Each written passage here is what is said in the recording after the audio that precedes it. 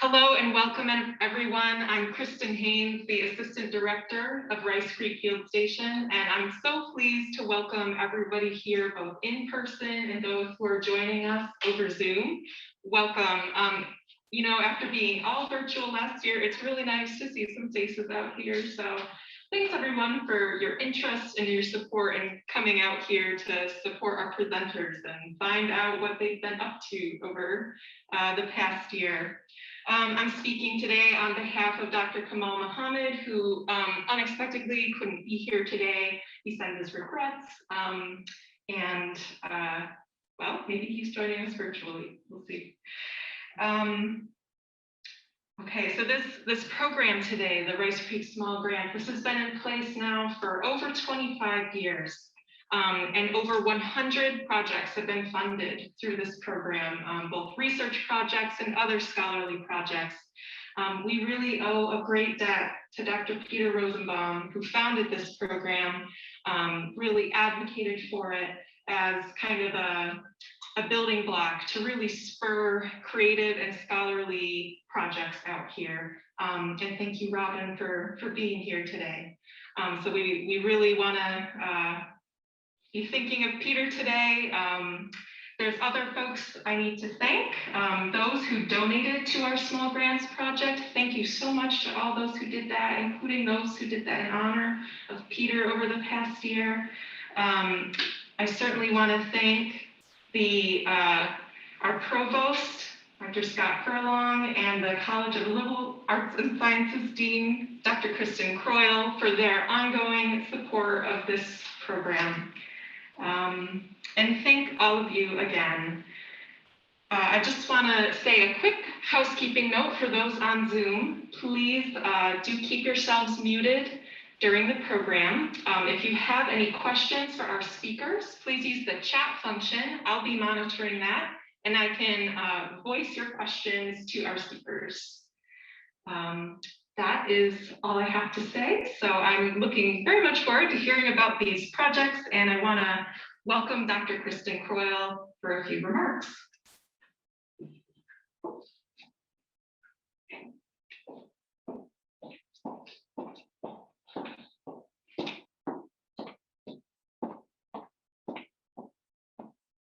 Thank you, Kristen, and thank you to Kamal, of course. This is a wonderful event that really symbolizes what makes Oswego a wonderful place to live.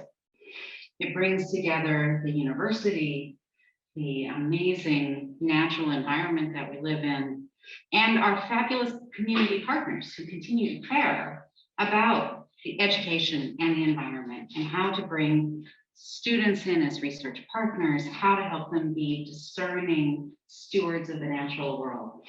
So this is one of my favorite events of the year and one of my favorite places to be to host this event. I'm so glad to be able to be back with kind of face-to-face, you know, to be back together in this beautiful space to celebrate the ongoing progress in understanding our area. So thank you, Kristen. That's all I have. And do I pass the baton? Okay, Dr. Scott Furlong, our excellent provost. Good afternoon, everybody. Like Kristen, this is also one of my favorite events, although I will admit I was probably, when I was watching last fall, probably in sweatpants when I gave my remarks. I'm in my fifth year now as provost, and I think I've been here every year that we've held this event. Usually my wife, Debbie, joins me. She got her COVID booster yesterday, so she's feeling a little bit wonky, as sometimes COVID boosters do. But what I enjoy about this event is the interdisciplinarity aspects of the research that goes on, the ability to really see how different scholars, different students decide to use the resources that are here in Rice Creek to really explore their passions whether that's from a creativity or from a more traditional scholarly perspective. And it really brings home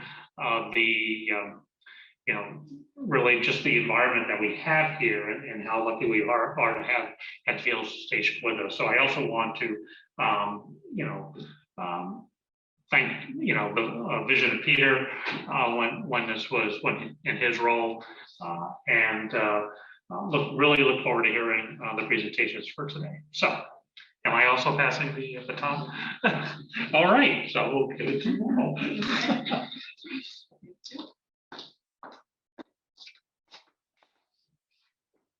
I'm Laurel Artz, and I am the president of the RCA board.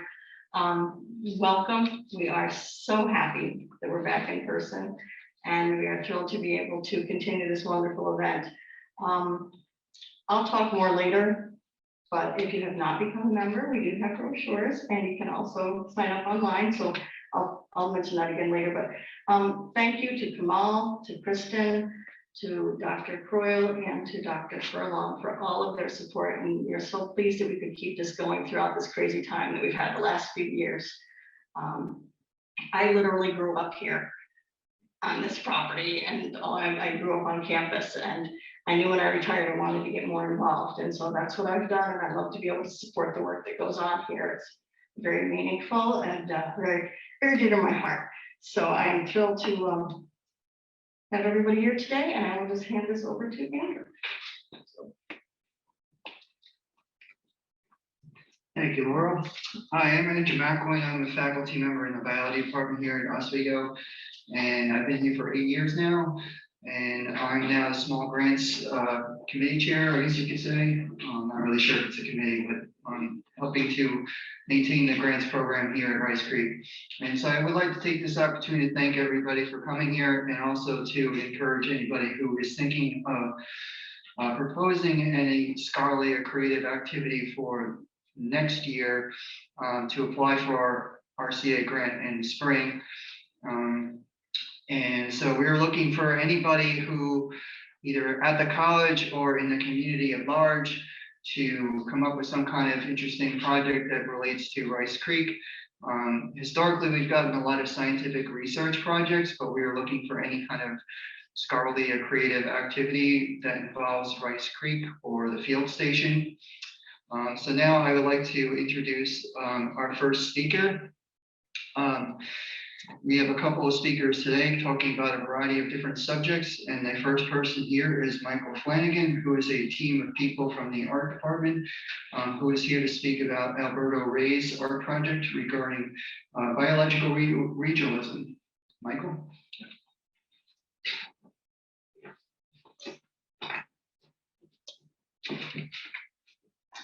So I guess I'm just going to hold this. Let me know if I get too quiet. First off, thanks again for everyone coming today. Usually I'm in front of a lot of people in the art gallery and I know everyone, so it's great to see a lot of new people and a lot of you I've seen around campus and so forth. And thank you to everyone at Rice Creek, especially for the support with the RCA grant. I think it's shows a lot of openness to different kinds of projects that involve science. The relationship between the gallery and biology, I'm sure it goes much back further than my time at Oswego, but the first time we really worked together during my tenure here was in about 2015, I guess, rather, and I talked to Kamal about a landscape show that we were doing, and could we use some of the materials here at Rice Creek. So we borrowed the John Weeks series out here of the Four Seasons, which is a natural sort of link to landscape, but also borrowed things like bird study skins and butterfly collections and things. And I wondered at that time whether people, our audience thought that was a very strange thing, but as I was doing this, thinking about creative research, I felt better and better about that decision. So the project I'm talking about and that we received funding for is Alberto Ray Biological Regionalism, Oswego River and Lake Ontario. And so I think what we're talking about here is maybe a little different than the other projects that are often funded here, in that creativity and research are sometimes seen as things that are really divergent and maybe even, I suppose, in some people's mind, incompatible. But there's been a lot of thought recently about all of the different systems going on and how quickly those change and all the different ways that people can collect data. And so you'll see that Alberto collects data in a lot of ways that a scientist or a naturalist might, but also with a healthy dose of creativity. So I'm going to just do a little bit of very quick context here, because I think that seeing how we got to the point of this point in creative research being what it is has a lot of a logical progression, I guess. Everyone knows Audubon, and I think that the big difference between naturalists who are out doing studies and naturalists today is that most of the time I think that photography has eclipsed hand drawing and so forth.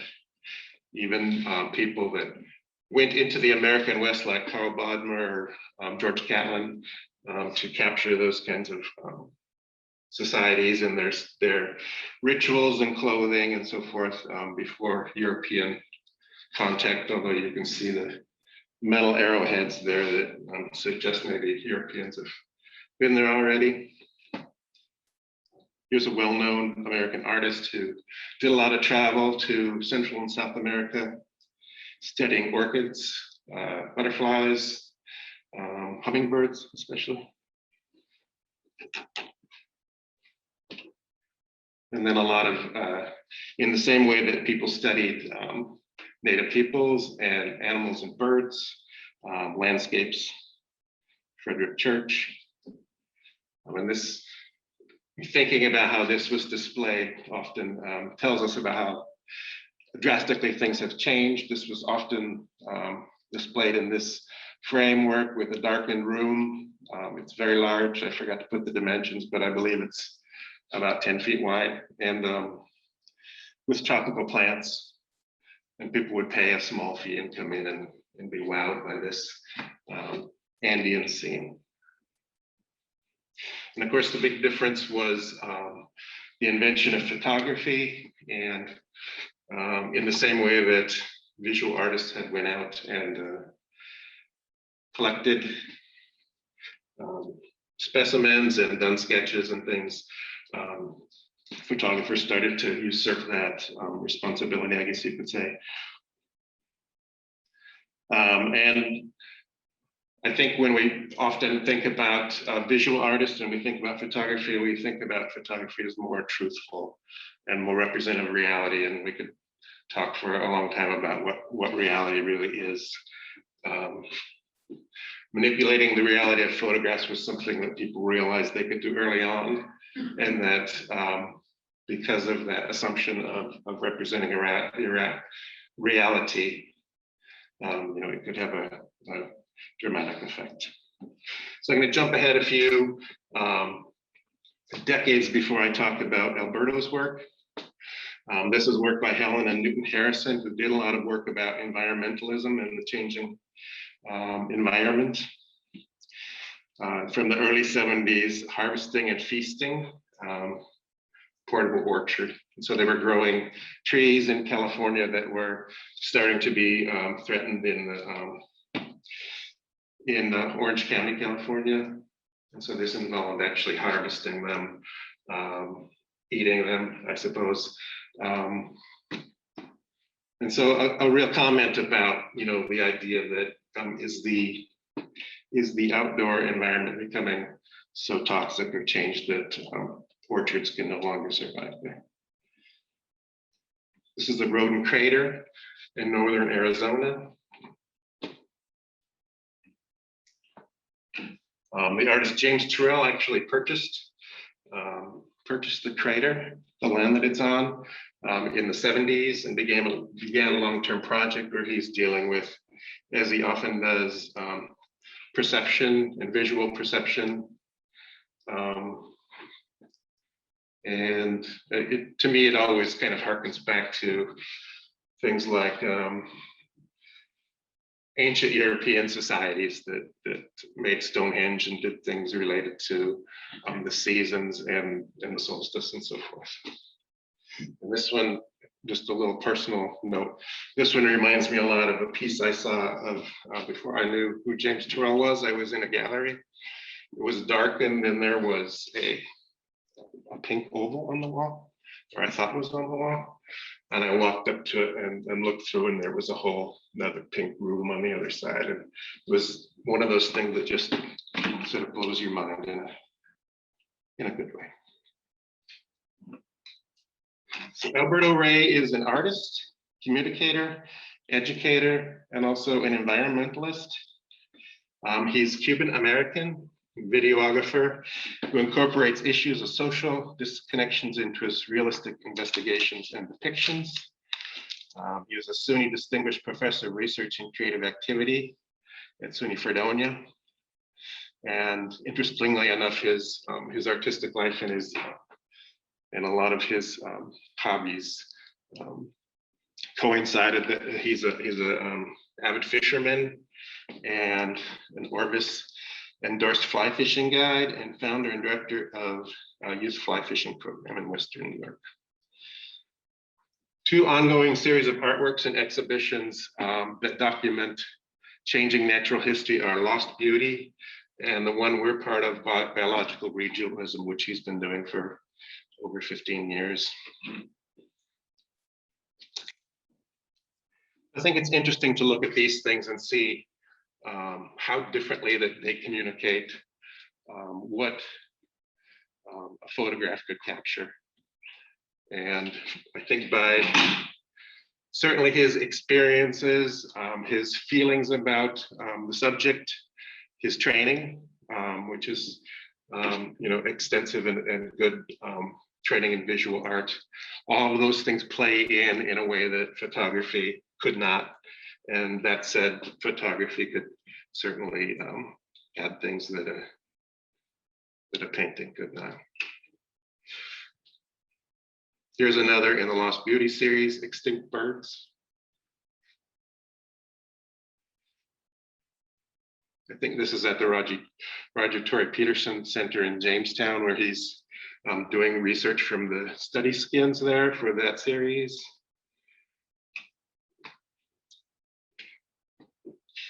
Alberto says, as our culture becomes more homogenized by mass media and consumerism, the one element that remains true to the region is its nature.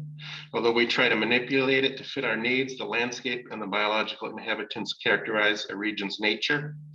It has been an omnipresent influence that has affected a region's people and the culture. The knowledge describing a region's distinguished natural elements is being lost to a generation, become continually disconnected from lifestyle that relies on the landscape for survival. So one of the first shows he did in the Biological Regionalism series was associated with the Bagmati River in Nepal. And they had him out there to create new work after studying the area, a very, very polluted body of water. And I think the thing is that although he's an environmentalist, it's a very, he communicates the need of the landscape, not by exaggeration. So he certainly could have found things to depict that were grotesque on the banks of this very polluted waterway, but it takes more of an even-handed approach, I guess. Biological Regionalism, Skagjakwada Creek, Western New York. This is, and I believe Skagjakwada Creek flows near and under Buffalo. This is at the Birchfield Penny Art Center in Buffalo. And this probably is going to bear a pretty strong resemblance to our exhibit here. Alberto has done a series of large oil paintings, different kind of sketches and photos that he's taken. And I believe he's doing a schematic map of Oswego River and the shore of Lake Ontario at Oswego. So some of the ways briefly that he collects information. He talked to people at the Erie Canal Museum and visited there because of the connection with the Oswego Canal and eventually Lake Ontario. Talked to people and looked at the exhibits at the White Maritime Museum here in town. And he also talked to Justin White, who's the Oswego County historian who knows, I think, everything there is to know about Oswego County. And of course, like a lot of artists, observing and sketching and just being present in the landscape. He's been to Oswego doing this 3 times. And this is just sort of, although this isn't related to biological regionalism, just to show the development of a quick sketch. That's something that's a little bit further along. Interestingly enough, usually when he does a sketch, he does it himself in his hands in his sketchbook. Hey, In there. I forgot to mention, there's a pointer here, and you can use that if you want Okay. to. No, that's beyond me. If there's a technological thing, I will find a way to mess it up. So the arrow is good. Here's Alberto discussing the extinct series, bird series with his students. I assume these are SUNY Fredonia students. And this is sort of fun. I'm going to just show you a time lapse. It's about 2 minutes long of him making a painting that's going to be in the show. It depicts where the river flows into Lake Ontario. And he's used something that probably many of you have used if you've even taken high school art or something, is gridding something off as a way to transfer the drawing to a larger surface.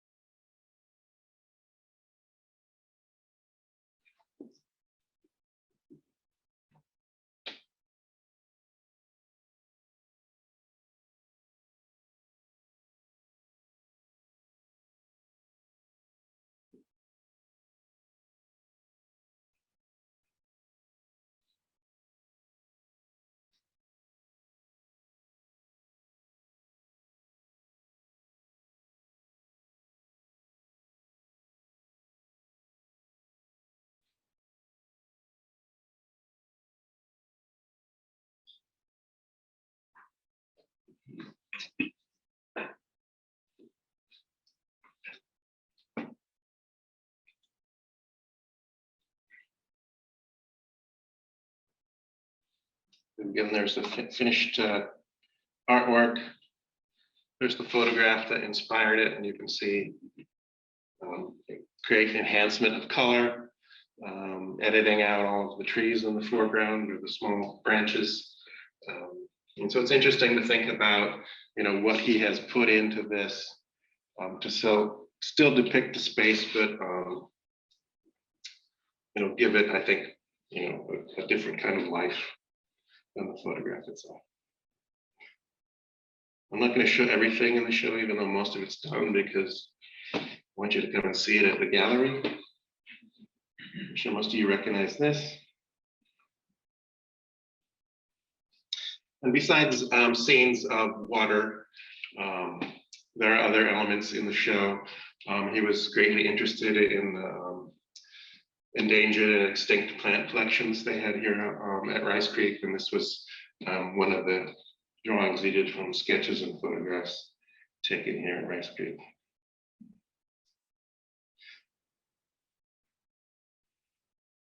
So this is what Alberto has near the signature on his email page. So I think you can see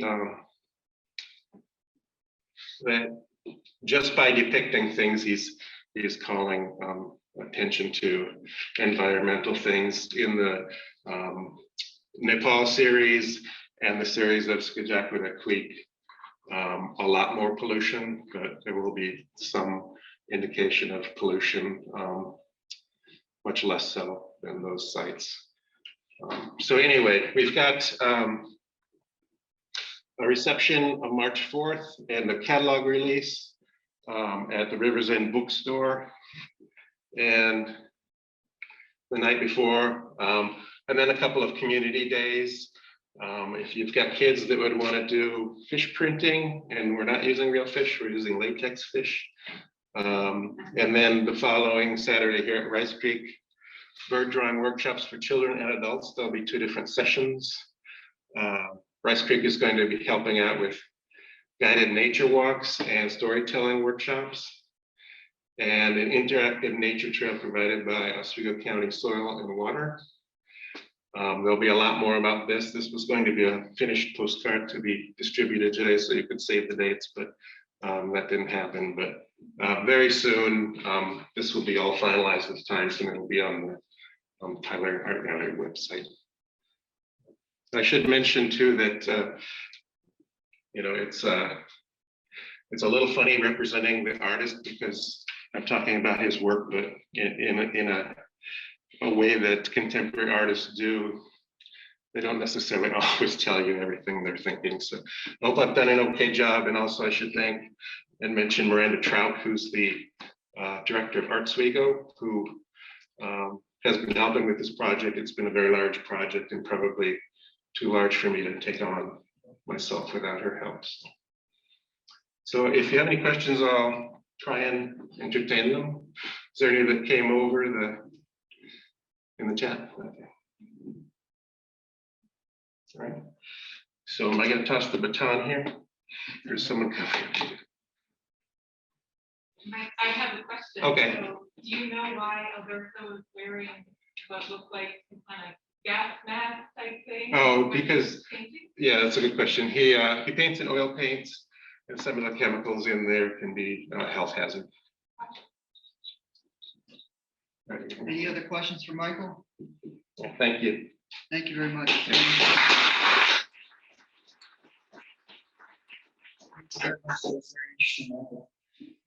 Next, we have a team from geology. We have Dr. Paul Agle and Austin Davis, a student, and they're here to talk about sedimentation of Rice Creek.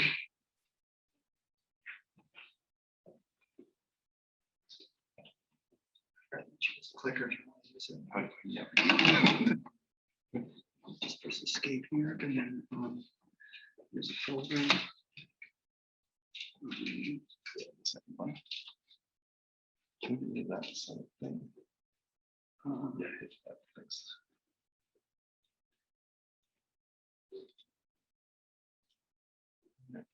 There you go.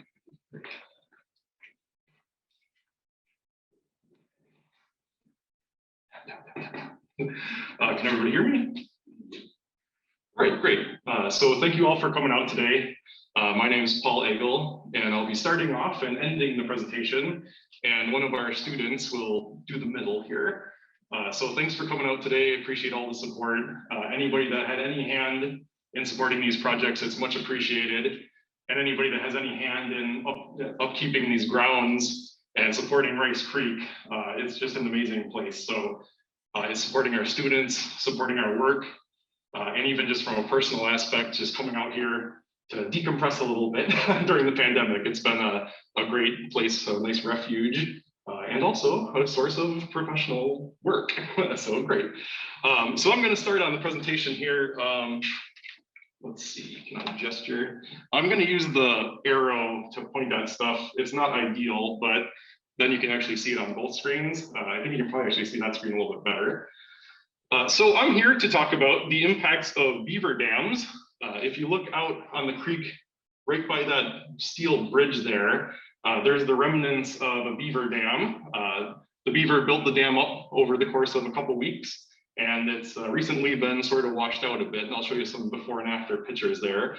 So the beaver dam has been influential in the flow of the creek and also the sedimentation in the creek.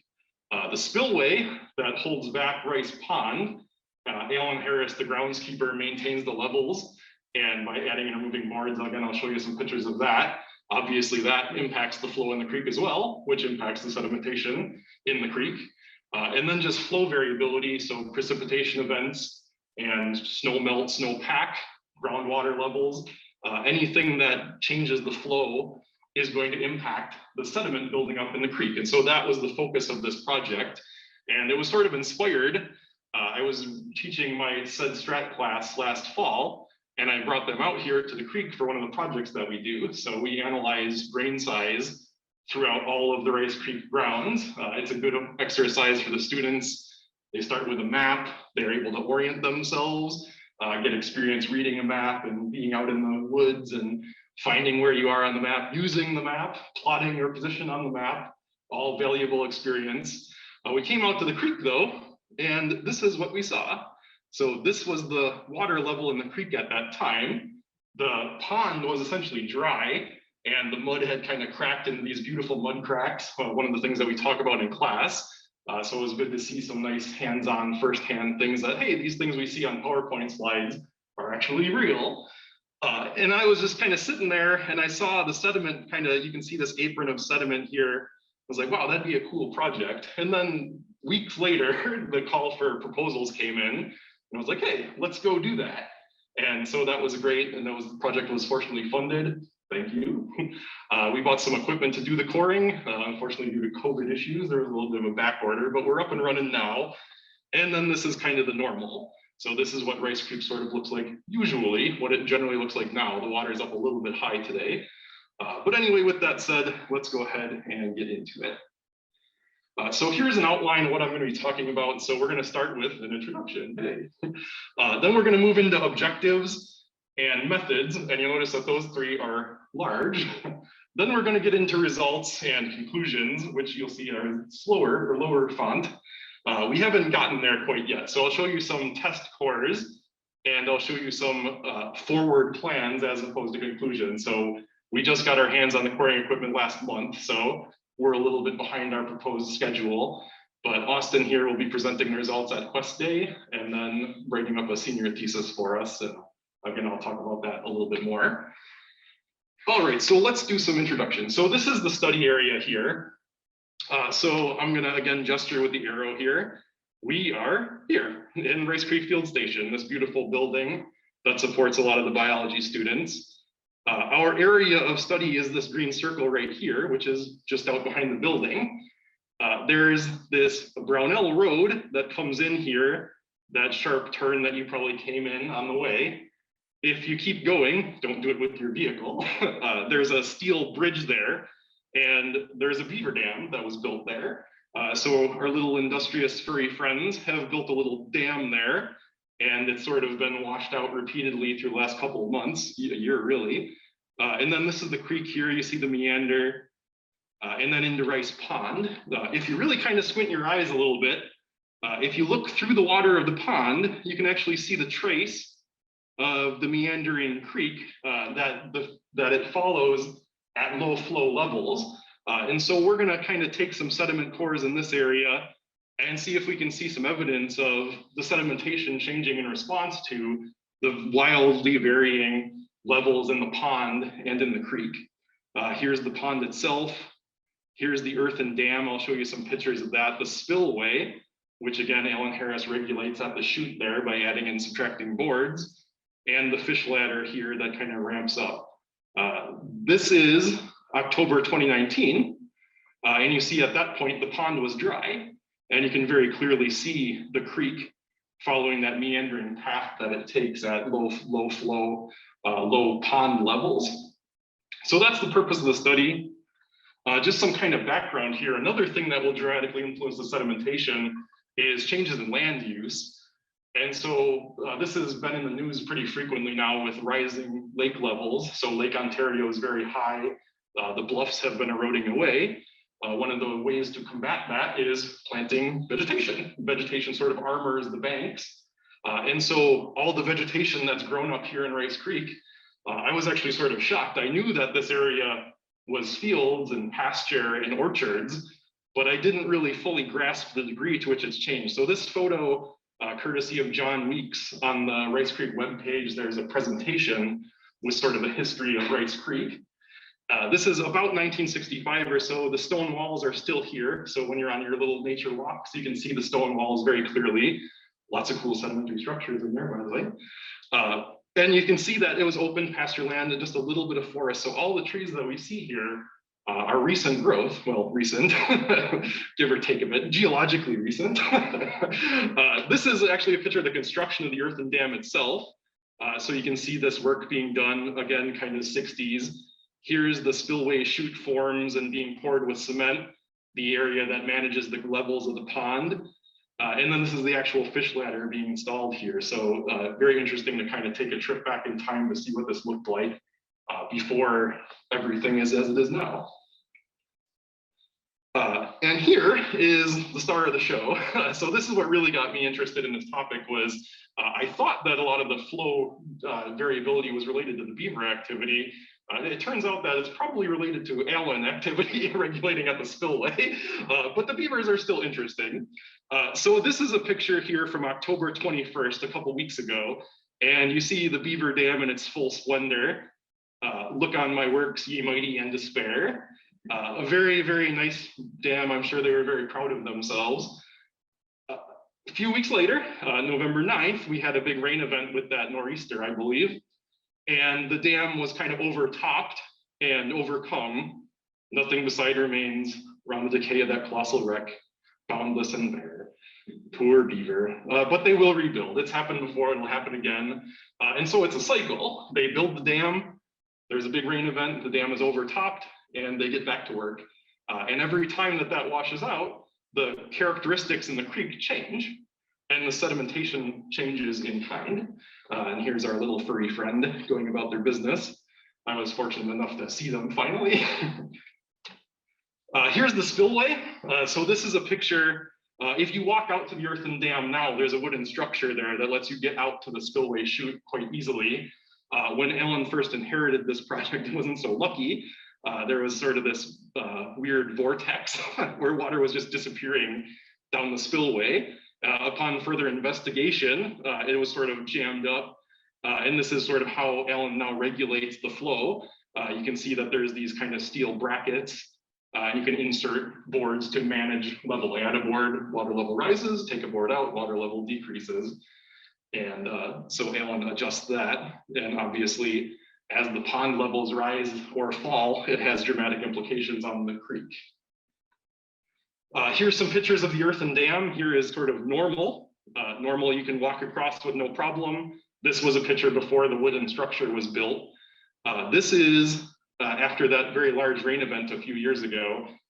The dam was completely overtopped, and the geology department has been out here multiple times running resistivity surveys, trying to see if there is water percolating through that earthen dam, and if so, where, trying to identify problem areas in the earthen dam. And obviously we would respond by dropping the water levels if that was the case. Alan's been in contact with them to sort of keep an eye on the situation and keep it monitored. And again, these are some of these extreme precipitation events. So June 19th, 2019, was a little bit before I got here. I was still teaching high school in Rochester. 3.33 inches of rain in 4 hours, according to New York Mesonet. So that's quite a lot. Very unusual for this area. October 26th, just a couple weeks ago, we had 1.53 inches, not quite as extreme, but you know, that's a lot of rain.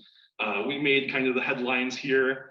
And again, the water going over the Rice Creek Dam, there were evacuations downstream here for fear that the dam might give way. Fortunately, that didn't happen, but we need to keep monitoring that going forward. So again, just a lot of different examples of what impacts flow in the creek, levels in the pond. And remember that all of this is impacting the sediment that the creek is carrying. So our whole point here is to look at that. So we're going to, right out here, that meander, we're going to take a traverse, a transect across, and we're going to take cores of the sediment at various locations. You can see this is sort of normal water levels, a little bit higher out there right now. One thing that was a little unexpected is it's become quite vegetated now. And this is what it looked like at the low water levels.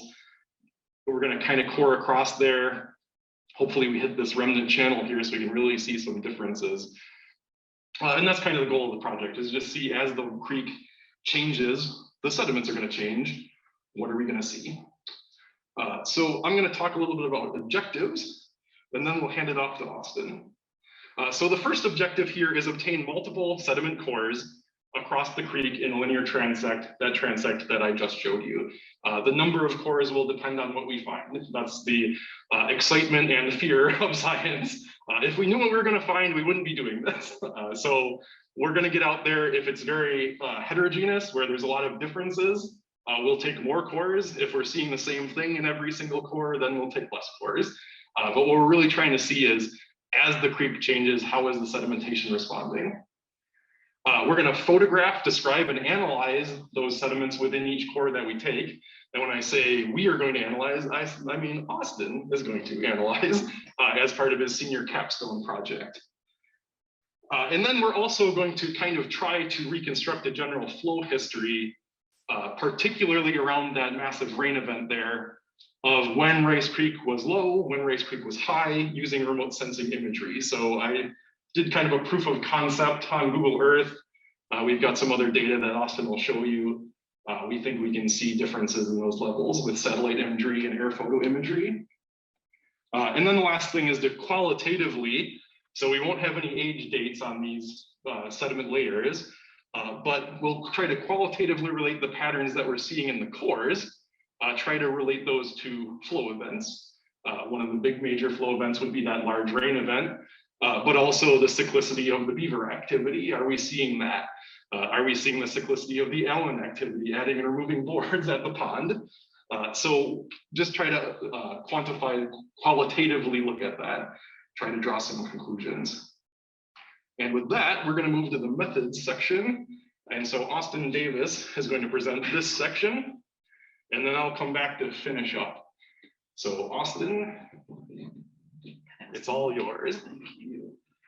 You can click with that and you can use the mouse to gesture. All right. All right, is the mic working? Yeah. Cool, all right. So I'm going to talk about how we're actually going to get this data. And so first, we already showed a couple of these, but on the USGS website, you can get aerial photos of basically anywhere. And here's some from Rice Creek. They're 10 meter by 10 meter square pixels. B right here is on a day where Rice Creek Pond is actually full. And C, you'll see it's much lower. So we're talking about the variability and what we can see with this imagery here. So to qualitatively describe how the flow changes by looking at sediment, this is how we're going to do this. This is the Holstrom diagram. And what we see here is on the x-axis here is our size of sediment. So what we're dealing with here is going to be mostly clay, silt, and sand. And the diagram goes all the way up to pebbles and cobbles, like what you would see over on the shore of Lake Ontario by Bev's or Rudy's, those kinds over there. And over here on the y-axis, we have the flow velocity. So how fast is the water actually moving? And like I said, this is how we're going to look at the sediment and see how the water is changing. So if the velocity, we get like a rainstorm and the beaver dams get knocked down, the water's really flowing, we'll actually be able to move heavier sediment. So up on the top here, this little blue section, particles eroded, that is particles actively being picked up and moved into the water itself.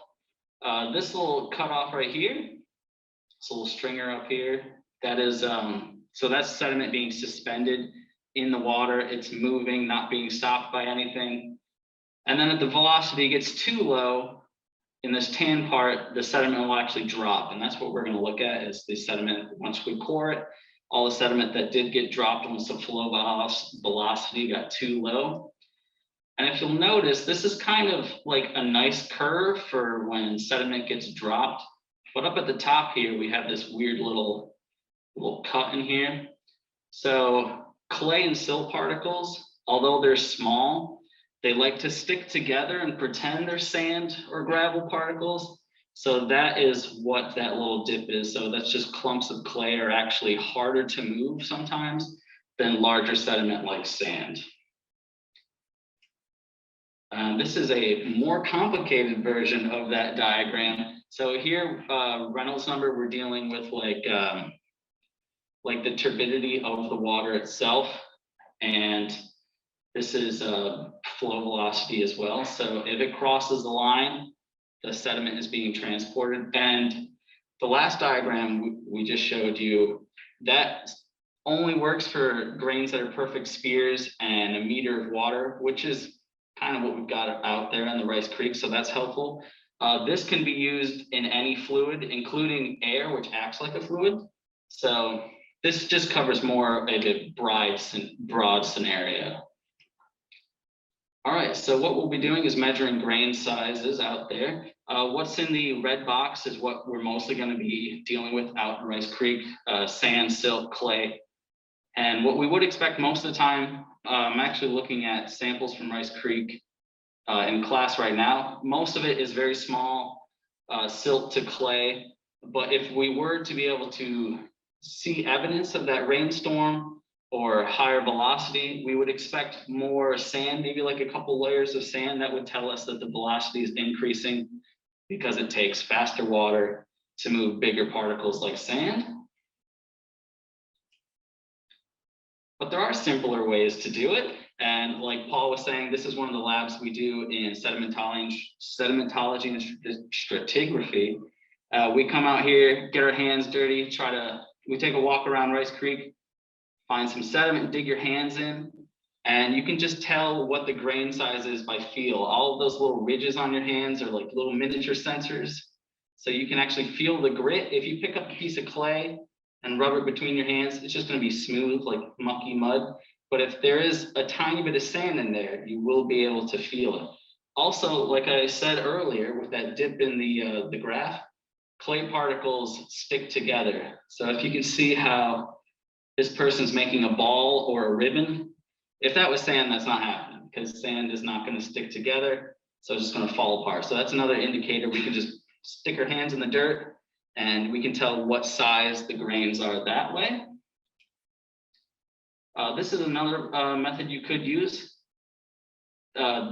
This is like a clear card, like you would keep in your wallet, and you can just take it out and use your little hand lens, which I got with me because you can't fit a microscope in your pocket. So you can take out your little hand lens and hold this over the grains you're looking at, and you can compare sizes. So this will tell you like how many microns, what size, shape, and another process that you can determine what size your sediment is. This is something we used recently. So this is for, you could dry sieve to sort out sizes of the sediment. Probably not that applicable out here. This is for like sands to big gravel. But basically you stack up these sieves, which are all different micron sizes. They're labeled. You pour your sediment into it, it shakes it all about, and it holds the sediment grains of that size in that sieve, so you can sort it, and then later you can weigh that out and determine how much percentage of each size you've got. You can also do that with smaller sediment. I'm actually going to campus immediately after this to do this experiment. So for smaller sediment like silt and clay, you mix it up. Let's see here. You mix it up, you put it through the sieves again, but this time you have to use water because they're very small. Silt and clay, gotta get them through there. You can put it in a cylinder like this, and because they're smaller, they're going to settle out slower. So you use a hydrometer to tell like what percentage of the liquid is actually water and what percentage is sediment. Hydrometer is the same thing that brewers use. They stick it in the brew to determine what the ABV is. We're just doing it with dirt. It's a little different. But yeah. You can also make a thin sample. So this is not with sediment that you would say take out of a stream.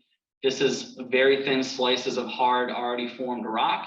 You can stick it underneath the microscope, and you can put a little measuring device on here, so you can actually put each individual grain. So like this guy right here is a quartz grain. You can stick him underneath the microscope and measure it that way with the microscope. Although it's a little tedious because you would not probably be able to see these with the naked eye. So these are very, very small. And if you were to measure a sample like that, it might take a while. This is actually a tool we're going to be using. The culture counter, it works on lasers. So same way with the tube full of water, you mix it up, you get it in a little tube so it's all separated water and suspended sediment, and you pour it in the top here. And as it trickles down, there are lasers in here. As the sediment trickles through the machine, it interrupts the beams of the lasers, and it'll actually tell us a distribution of what size sediment we have in that sample. It's much easier. That's the way we're going. And this is actually the equipment we're going to use to get our samples. It's our coring head. It's to simplify, it's basically a giant straw that we're going to shove into the creek out there and get dirt. So you know, you're at a restaurant and you stick your straw in the cup, and then you put your finger over the top and you can take the straw out and then like shoot water. That's basically what this is. So as we push it down into the ground, there is a one of these little caps, these little white caps up here. As you push it in, it lifts up so that water can get out. But then as you pull it up, it basically sticks its finger onto the straw. So then you can pull it out without losing all of your sediment samples. So that's what we're going to do to actually core across that little section there. And I think that is enough for me. Great job.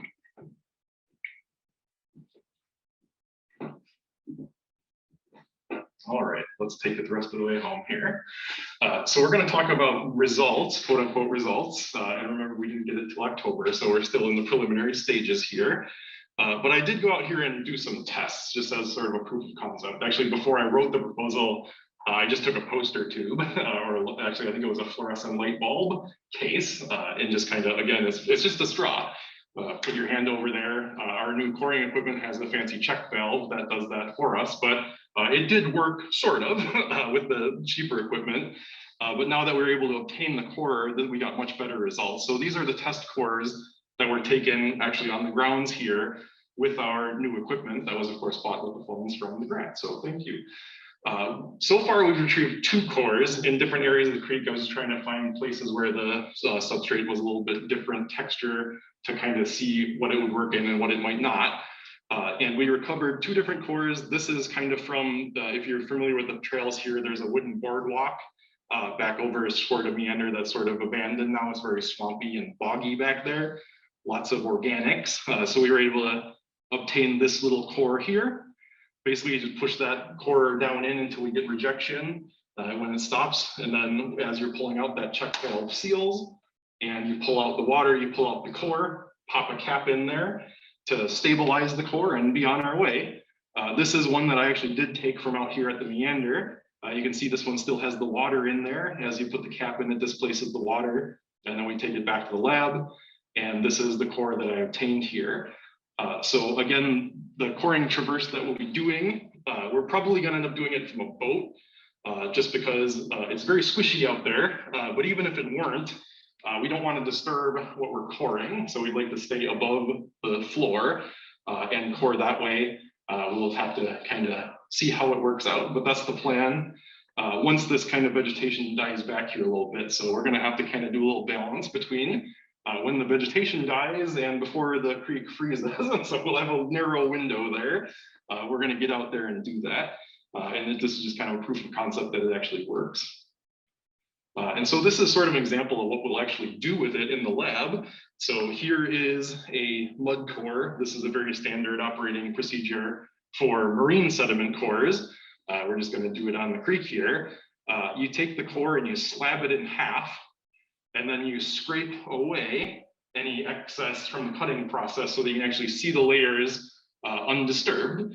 There's a little bit of smear along the outsides from where you've pushed the core barrel down, and there might be a little bit of compression from when you recovered the core. But basically you take the core, it's slabbed, and we're looking again, grain size is the most important aspect here, as Austin spoke about with the Hillstrom-Sundberg diagram and the Shields diagram, the relationship between the water velocity, the discharge of the creek, and the sediment grain size that we'll see. We'll also look at sediment color, sediment texture, and sort of the consistency of the sediment. Again, as Austin said, various grain sizes, the muds tend to stick together, gives it a very different consistency from the coarser grain stuff. This is an example from a lake, basically obtaining cores, describing what you're seeing in each core, which again, Austin will do. Color, size, texture, consistency, and then trying to correlate between the cores. So here is a sandier layer in here, sandy layer in here, sandy layer in here. And then we would sort of try to qualitatively associate that with flow events that we've observed in our remote sensing data. So that's the plan. And the conclusion here, instead of actually being our conclusions, it's a what are we going to do? So we're going to execute that coring program before the creek freezes. If the creek does freeze solid, we can actually stand on the ice and core from the ice, and that may actually be fairly easy. But we're going to try to avoid that. Austin is registered for GO 399 next semester, which is the 3-credit senior capstone research. And so he's going to register for that. And Austin is going to conduct a literature review on similar projects using similar techniques. So before we actually get to the analysis, dig into literature, what have other similar projects done. He's going to photograph and describe the cores, again, using established techniques, ASTM, business techniques. And also we're going to try to reconstruct the water level history from the remote sensing imagery. So whether that be spot or aerial photos or other satellite data. Right now, the highest resolution stuff we have is 10 meters per pixel. It's suitable, but we'd like to get much smaller than that. And then again, qualitatively compare patterns in water levels to patterns observed in the cores. And Austin is going to present the results at Quest Day. So if you're on campus on April 6th, 2022, all this work's going to be wrapped up in a nice little bow. And the senior thesis will be written and completed by May 6th, 2022. Right, Austin?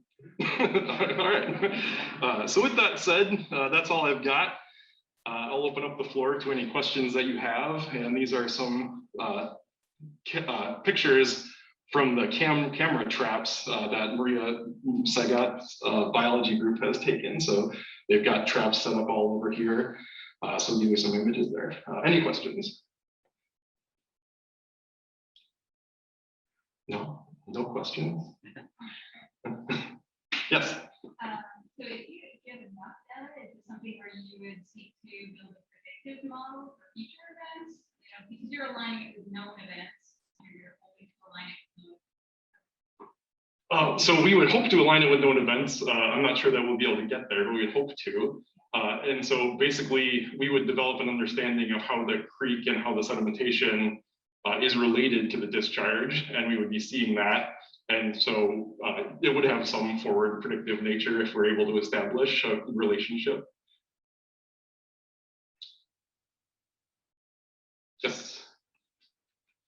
I had a question about, you think you would see different results if you measured above and below the dam? And do you think you might take sediment cores on the other side of the dam? The beaver dam or the earthen dam?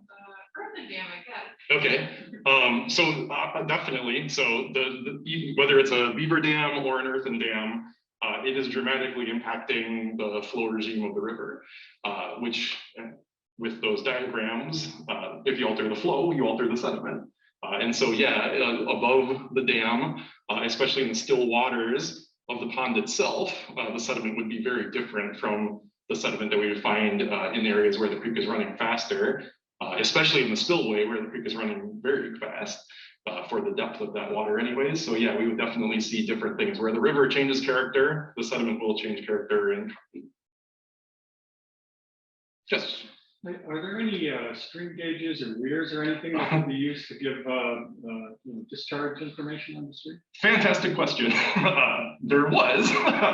So at the footbridge there, there is a stream gauge installed, but it hasn't been working for about 2 years. So I think it missed that event. As far as the other, so USGS has an extensive network of stream gauges, and that's the one that was on Rice Creek, and we haven't had data lately, but one thing we could do is look for other streams that are close, and presumably, although we all know the weather around here is affected by lake effect with relatively narrow bands, so sometimes one side of town's getting weather that the other side isn't, but we can look at other stream gauges in the area to kind of reconstruct the flow history that way, or at least provide some more information or insights into that. It would be great if that stream gauge is working. I haven't actually checked if there's another one further upstream, so we'll get to there. So good question. Anything else? All right, well, I think I'm going to hand off then. But again, thank you so much for all the support and supporting our students and supporting our projects and our work. So thank you.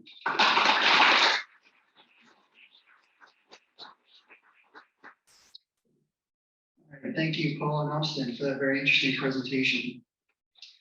Next, we have Gabrielle Waters, who's a student in the biology program and zoology major. She works with Dr. Karen Syme, and she is here to talk to us about parasites of butterflies.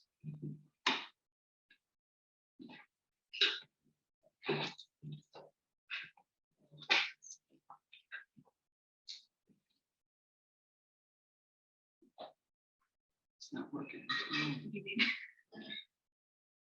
Oh, there it goes.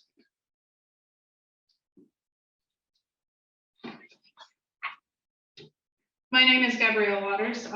Thank you for having me. Today I'm going to talk to you all about the rates of parasitization by Ophryocystis elektroscirrha within 2 sample populations of eastern Danaus plexippus in New York State. So Danaus plexippus, or the monarch butterfly, is a butterfly in the family Nymphalidae, which are brushfoot butterflies.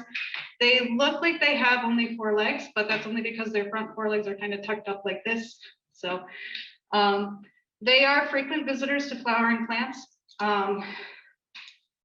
Bees have kind of taken the spotlight as pollinators, but and while they're effective, much more effective at pollination, monarchs visit flowering plants much more frequently. So that puts them in a position as being very important to pollination. There are two populations in North America. The western population only sticks to the western side of the Rockies in California, whereas the eastern population travels from Mexico to Canada twice each year, once to breed in Canada and then once to overwinter in Mexico. Both populations are under severe threat.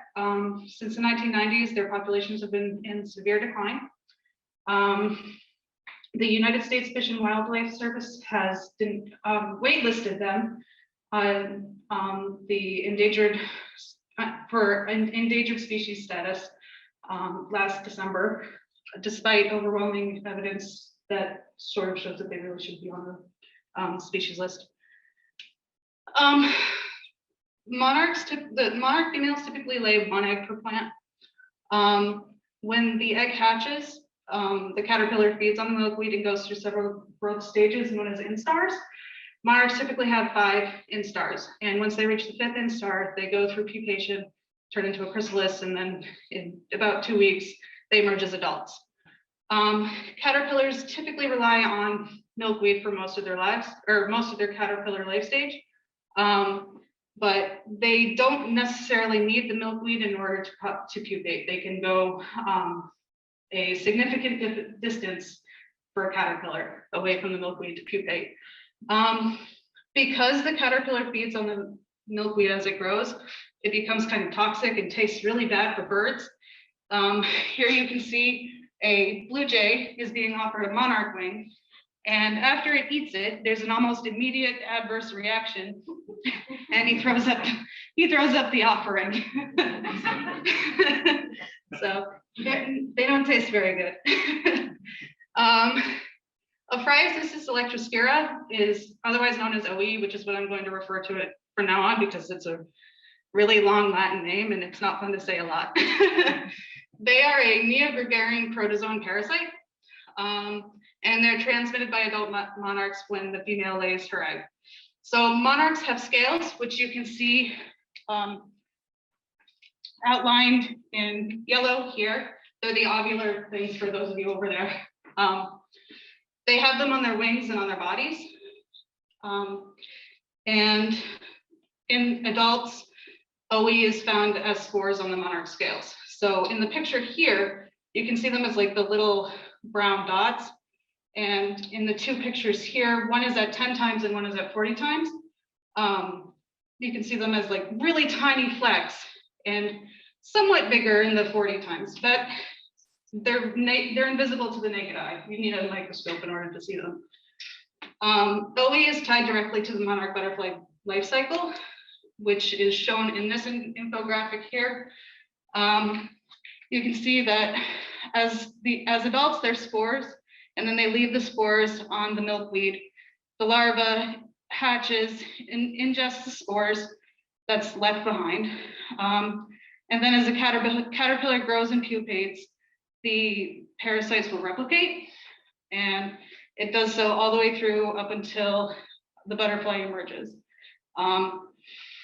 So the effects of OE on monarchs, we're not entirely sure what the overall effects are on monarchs, but a heavy load or a heavy parasite load causes them to fail to emerge from their chrysalis. It also can cause crumpled wings, which you can see in these 2 pictures here. They cause poor fat reserves, which in a migratory species, wings and your fat reserves are what get you through your migration.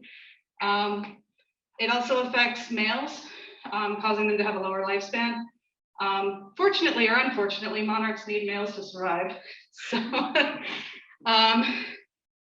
and it affects 8% of the eastern population and 30% of the western population. So it affects the western population more so than it does the eastern population. And like I said, we're not really sure if it's having a big hand in the decline of their population. But I guess the results of that are kind of yet to be determined. For my research, I investigated a location in the Western Adirondack Park, as well as Oswego County. New York as a whole is poorly represented as far as OE status is concerned. But there has been nearly a decade of research at SUNY Oswego on OE. But there has been no research on OE in the Adirondack Park, despite having a wide variety of visitor centers and zoos that have butterfly houses. So investigating the parasite allows us to get a better understanding of the overall health of our monarchs and the status of their population. So to rear caterpillars, you first want to find a spot where there's lots of milkweed. Then you want to try to find your caterpillar. And typically we find them in like the second or third instar, so they're still pretty small. Once they've grown up to the 5th instar and they're about to pupate, we put them in a larger cage that's screened, so when they emerge, they don't hurt their wings. And then we kind of just let them be for 2 weeks. When the monarch is ready to emerge, typically the chrysalis turns black and then it'll go transparent, and you can see the monarch inside. If the monarch somehow doesn't make it through pupation, usually the chrysalis just goes black and nothing ever happens. But if all goes well, we end up with an adult monarch. So this one is a male. You can tell because he has 2 spots on his wings, which are pores. And he's been tagged as part of the monarch way station project that Rice Creek participates in the summer and spring and fall. So after that, or after he's emerged, we then sample it for we sample it for an OE sample. We begin by taking a wing length measurement, and then we rate its abdomen and its wing damage on a scale of 1 to 5.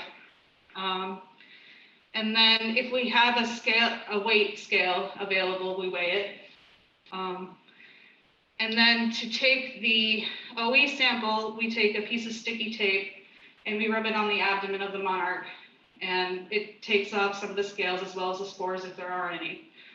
With that sticky tape, we put it on a microscope slide, and it's ready to be processed under a microscope. And then we let them go. And as they migrate, they actually can congregate into such large numbers that they'll show up on radar. So this here, down near Oklahoma City, it looks like rain, but it's all monarchs. And they play a significant role in the culture in Mexico too, because when they arrive in Mexico, it's usually around the Day of the Dead. And they believe that the monarchs are the souls of their family members coming back to them for that time of year. So 2021, we raised 80 monarchs from Star Lake, from caterpillars. In Oswego, we raised 36. And we also sampled migratory adults, and we had 12 in Star Lake and 39 in Oswego.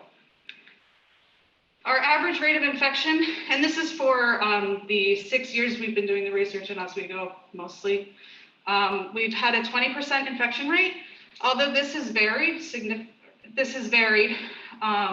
with a 60% infection rate in 2017. For Adirondacks, it was still 8.7% because this is the only year that we've sampled it. But we can break this down even further, and we can look at the infection rate for New York monarchs for 2021, which Oswego had a 10.7%, as opposed to the Adirondack 8.7%. And again, we can break this down into specific samples with the reared Adirondack butterflies having a 6.3% infection rate, and the migratory Adirondack butterflies having a 25% infection rate. And then Oswego showed a 19.4% infection rate for the reared caterpillars and 3.8 infection rate for the migratory caterpillars, which it's kind of flipped, which is really interesting, but we also still need to go through 13 slides for the migratory adults for Oswego. And we haven't, any correlations or significance still are yet to be determined via statistical analysis. So, other differences that we saw, the mortality rates were a little interesting at first, until we realized that they were relative to sample size. So it looks like the Adirondack caterpillars had a 21.2% mortality rate, whereas the Oswego caterpillars had a 13.9. But because the Oswego the Adirondack caterpillars had like an 80 individual population, if the Oswego caterpillars had a similar population, we would see this about the same numbers. The other and probably most important thing that resulted from the research is outreach. A lot of people in the Adirondacks are now a little bit more interested about what's going on with their monarch populations. And we even have people who are interested in kind of continuing the project into next year. So we ran into some difficulties. When we have a lot of monarchs, it's a little hard to keep track of which monarch is where at any given time, especially if it's in a limited space and we have a limited number of pages. And we also had a little bit of a difficulty ensuring that protocol stayed the same between the two locations, especially because they're over 100 miles apart. So if something happened, a lot of it was done like over the phone. And it's easy to show somebody how to do something with like a dummy, but when it comes down to actually doing it with the monarch or something, it's a little bit more difficult. We also had some habitat destruction in the Adirondacks. One major spot that we found caterpillars had rubble dumped on top of it halfway through the summer from a local store that was demolished. And early in the season, we found eggs and flagged the milkweed, and it was mowed down by the highway department. So yeah, that wasn't very helpful. We also had some weird observations. It seemed like every time we went out, we had more questions about what was going on. First, we had some really early arrivals in the Adirondacks specifically. You would expect to see them first in Oswego before you would see them in the Adirondacks because we're further south. But no, we saw our first egg in the Adirondacks in, I think, late May. And typically they don't show up in the Adirondacks until late June, early July. But that could also be due to the fact that it's only a few of us looking for caterpillars, and not a lot of us are. We're trying to cover a wide area with very few people. We also had some late leavers. The last monarch that left here was November 1st. And one monarch that was not part of the research was seen flying over 104 about a week prior to that. So they're staying a lot later than they should be, as we can tell from the weather. And in the Adirondacks, they were still emerging from their chrysalises in October, like mid-October. So it's very strange. We also had some monarchs that were infected or parasitized by taconid flies. And they seem to be more popular in the Adirondacks. We had 6 chrysali that were affected, or caterpillars that were affected by taconid flies. And in Oswego, we only had 1 instance of that happening. What was interesting to me, which probably has no correlation to really anything, was that the taconid fly infestation seemed to be around a gas station. So, I don't know, it was weird. And there seem to be some differences in predators too. In the Adirondacks, there seemed to be an earwig for every plant. Here, there were lots of ants, especially around the garden and some of the trails. So just the differences in predators, especially when you're trying to keep track of a monarch as you're trying to take it once it's reached a certain instar, it gets a little frustrating and confusing when your caterpillars disappear and you can't figure out why. And last was, we had one caterpillar that had a weird coloration. It's almost like he's missing a band of white. And that was an Adirondack caterpillar. So we're not sure if it had anything to do with a disease or if it was just a genetic abnormality, but he emerged fine, and his sample didn't show any signs of OE, so he was a healthy monarch. Future research would include comparisons between wing length, wing damage, and abdomen size between the infected monarchs of both locations. What are the predator differences between Star Lake and Oswego? Do other areas of New York differ in OE infection rates? It seems a little clear that the infection is passed in local places from the adults to the caterpillars that then grow up from those locations. So, and is the difference in OE infection rate between the Adirondacks and OE Oswego significant? And what species of taconid flies target monarchs, and are they general or specialized predators? Finally, I'd like to thank the Rice Creek Associates for their funding and interest in this project. I'd also like to thank the Rice Creek personnel, Dr. Muhammad, Dr. Haynes, and Alan, for their advice and helping us have a place to raise monarchs. I'd also like to thank the SUNY Oswego Department of Biological Science, because if they didn't exist, I probably wouldn't be here.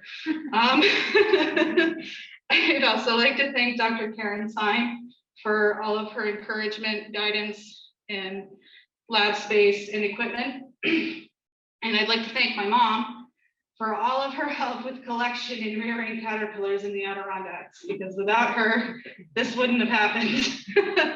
And I'd also like to thank Lucas Deland for all of his support and encouragement and enthusiasm throughout this project. Does anybody have any questions, comments, or concerns?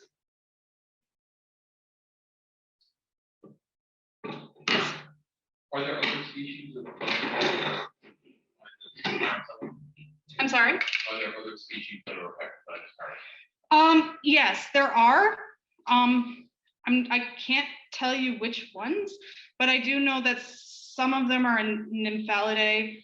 I don't know specifically what they are though, but I do know that it does affect other butterflies, yes. It's not unique to monarchs. No, it's not unique at all. No. Hey, Gabrielle. Yes. So you were talking about chrysalises that basically they wouldn't hatch. And I was wondering if you saw any of those, and if so, did they have OE in them?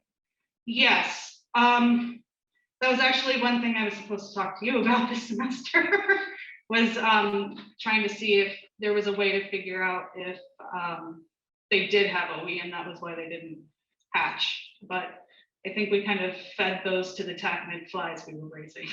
So we may not have anything left. But we did have some, yes.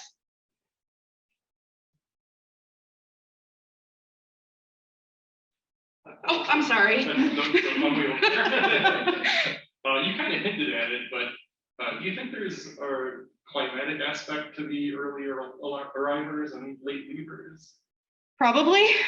I know there's been a few articles done by more civilian scientists that seem to indicate that that's the case. And there are some other papers that do point to that. So yeah, I would say that climate definitely has a lot to do with them not leaving at the right time, because the migration seemed to start at the end of August, like right when we were going back to school. And we have all of these stragglers, so it just doesn't really make a lot of sense. Is there something like event that triggers their migration, like re-emerging or something like that? I believe it's supposed to be the change in sunlight times. Oh, okay. Right? I think so, yeah. Yeah, yeah. Okay.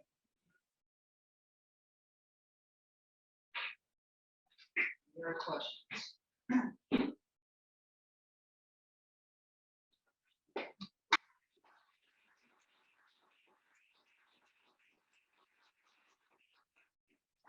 Laurel, do you want to give some closing remarks?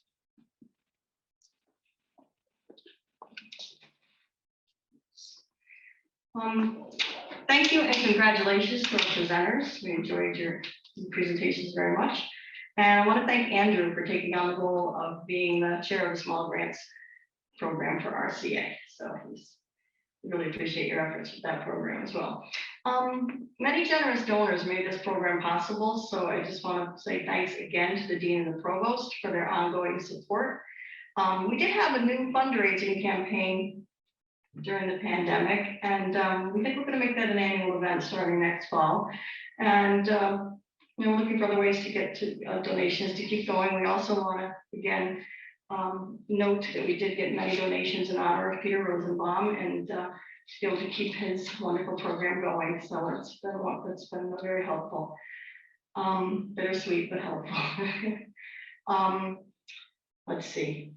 We do want to encourage you to consider becoming a member of RCA. We're basically the friends group for the field station, and we just try to support the activities and endeavors that are going on. Our rates are very reasonable. There is a brochure out there. You can also get online just at oswego.edu, Rice Creek, and you'll find the link. We did get modernized a little bit. You can now join online. So I think that's pretty much it. I want to thank Kristen for stepping in and covering for Cabal. And thank you to our two student board members, Gabrielle and Lucas, for joining us and helping out as our student representatives on RCA. And I think the only other board member is my husband here today, so thank you. It was just not a good day for a lot of people. So thank you for joining. Please, more food, help yourselves on the way out. And I know we have to take some pictures. So those of you that were involved, we will need you to stick around for a couple minutes. So thank you very much. Appreciate you coming, and the sun is out. So okay. Thank you.